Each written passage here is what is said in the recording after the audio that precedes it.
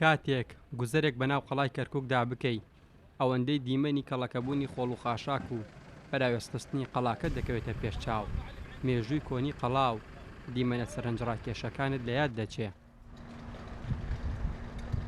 دار و سەوزایی لە ناو قەڵای کەرکووک تەواو وشک بوون، گڵۆپ و ڕووناکی تێکشکاون، سیماکانی شارستانی پێشووی تەواو لەدەستداوە.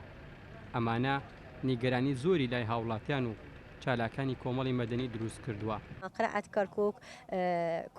ئەگەر قەڵای شارەکانی تر ببینی زۆر جوان و ڕێکوپێکن. تەنها قەڵای کەرکووک نەبێت، زۆر پەراوێز خراوە، هیچ ئاوڕێکی لێ نەدراوەتەوە. خەڵکی کەرکووک بە تەواوی پێکهاتەکانەوە داواکارین خزمەتی قەڵا بکرێت و هەروەها نۆژەم بکرێتەوە. ئاواتەخوازین قەڵای کەرکووک بە جوانترین شێوە ببینین. ئەمە سەوارە گوزارشتە شارستانیەتی شارێکە کات کاویش کەرکووکە، بەڵام بەداخەوە هاوشێوەی هەموو ئاسەوارەکانی تر لە کەرکووک قەڵاکەشی فرامۆش کراوە. بەڕای من هۆکاریە و فرامۆشکاریە بۆ دەگەڕێتەوە کە حکوومەتی عێراق هیچ بودجەیەکی بۆ تەرخان نەکردووە. شارەوانی کەرکووک بە هاوکاری چالاکانی کۆمەڵی مەدەنی و ڕێکخراوە ژینگەیەکان هەڵمەتی پاکردنەوەی قەڵای لە خۆڵ و خاشاک دەست پێ کردووە. پلانیان هەیە بە چەند خۆناغێک دوای پاکردنەوەی قەڵا سیستەمی ئاو و کارەبا دابین بکەن تاکو بتواندرێت خەڵکی بۆ گەشتکردن ڕوو لە قەڵای کەرکووک بکەن.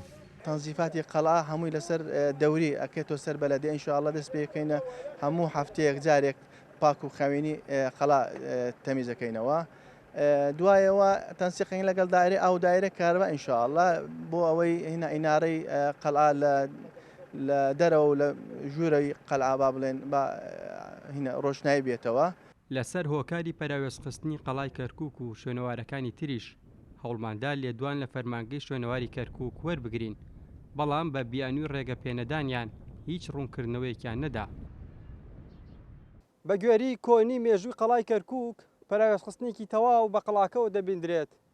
بەلای بەشێک لە هاوڵاتیانەوە قەڵای کەرکووک ناوێکی گەورە و ناوەڕۆکێکی وێرانە، چونکە تا ئێستا لایەنە پەیوەندیدارەکان و ئیدارەی کەرکووک ئاوڕی لە قەڵای کەرکووک نەداوەتەوە تا نۆژەنی بکاتەوە و ببێت بە شوێنێکی گەشتیاری.